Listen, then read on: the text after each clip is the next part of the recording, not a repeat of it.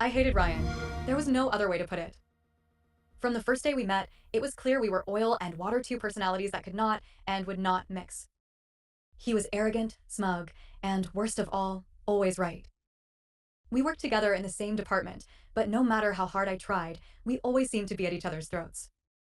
Whether it was over who got the best project, who would take the lead in meetings, or who could make the most sarcastic remark, it was an endless back and forth. But one night, everything changed. I'd never been the type to believe in dream interpretation or signs, but when I woke up from that dream, something in me shifted. It was stupid, really. I was just sleeping, minding my own business, when Ryan of all people showed up. And it wasn't just a fleeting cameo in my sleep, either. No, in the dream, he was there, and we were laughing. He was smiling, genuinely smiling. And I was smiling too, caught up in the warmth of it. The dream was nothing short of idyllic. We were walking together in a park, just talking, sharing secrets, and touching just little touches, but they were enough to set my heart racing in the dream. I woke up in a cold sweat, blinking like I was coming out of a trance. I was dazed, my head spinning, and all I could think about was Ryan, of all people. Why? Why did I dream about him like that? But it didn't stop there. The feeling lingered all day, like a song you can't get out of your head. And the worst part? I couldn't get him out of my head. The next morning, I showed up to the office like I was walking into a nightmare.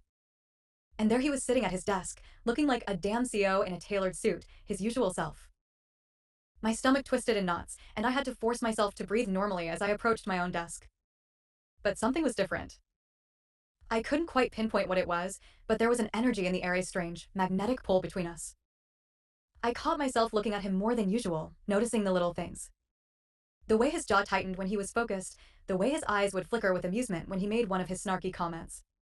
Before, I would have rolled my eyes and made some snide remark of my own.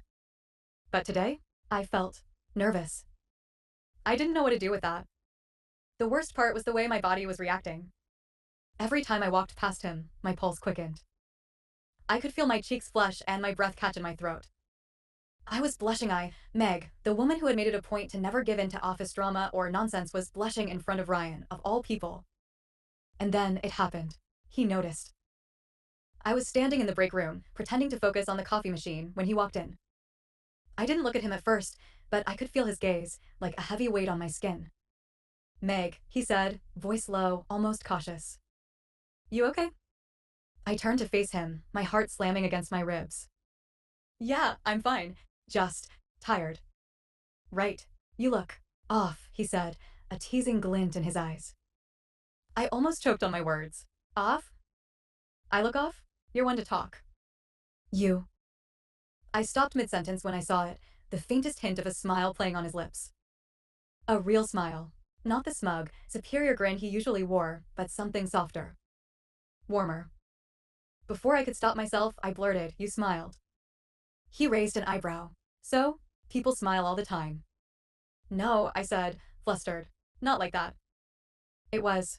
I swallowed, heat creeping up my neck. It was nice. He blinked, his expression unreadable. For a moment, I thought I had said something wrong. But then, to my surprise, he didn't scoff or make a sarcastic comment. Instead, he stepped closer, close enough that I could smell his cologne warm, spicy scent that made my heart race even faster. You're blushing, he said, his voice soft and almost gentle. Are you sure you're okay? Stop it, I muttered, stepping back, horrified by my reaction. And then, for the first time, I saw something I'd never seen in Ryan's eyes before, uncertainty. But just as quickly, he masked it with a smirk. You should get some rest, Meg. You look like you need it. I wanted to argue, to tell him that he was the one who needed to mind his own business, but instead, I just nodded and hurried out of the break room, my heart still pounding in my chest. The days that followed were a blur. I couldn't stop thinking about him, about Ryan. And I hated it. How had this happened? How had he managed to worm his way into my thoughts, into my feelings? But every time I saw him, something shifted.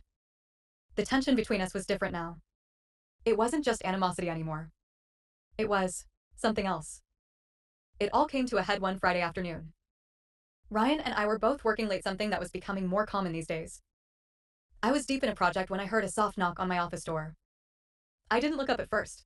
Come in, I said absent-mindedly, assuming it was a colleague. Then I heard his voice. Hey, Meg. Got a minute? I froze. I looked up to find Ryan standing in the doorway, his posture casual, but his eyes searching mine. His usual smirk was gone, replaced by something else I couldn't place. Yeah, sure. What's up? I asked, trying to sound nonchalant, though my heart was thundering in my chest. He stepped into the room, closing the door behind him, and for a moment, there was nothing but silence. My palms were sweating. Ryan cleared his throat. I know this is going to sound strange, but I think I've been a total jerk to you. I blinked. Ryan, admitting he was wrong?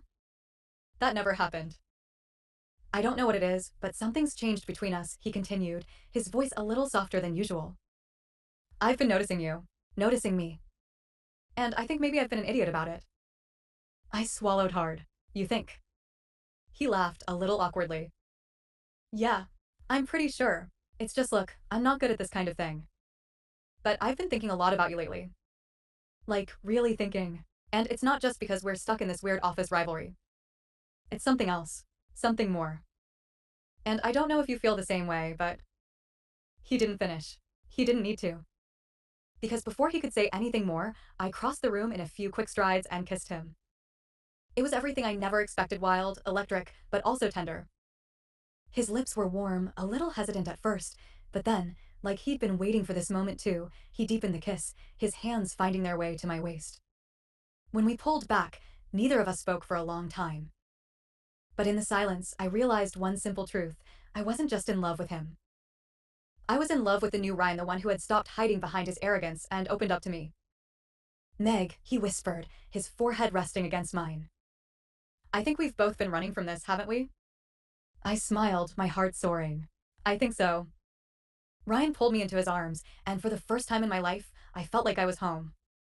But as I lay there, feeling his heartbeat next to mine, one thought crossed my mind. I hadn't been the only one who'd had a dream. And when I looked up at him, I could see the same realization dawn in his eyes. Our story had started with hate. But it was ending with love, and I couldn't wait to see where it would take us next. The plot twist. Later that night, as we were walking home together, Ryan smiled. By the way, that dream of yours? I had one too. I froze. What? Yeah, same park, same walk, same everything. I blinked. You mean? Ryan winked. Guess we were destined to fall for each other all along. And for the first time in my life, I believed it.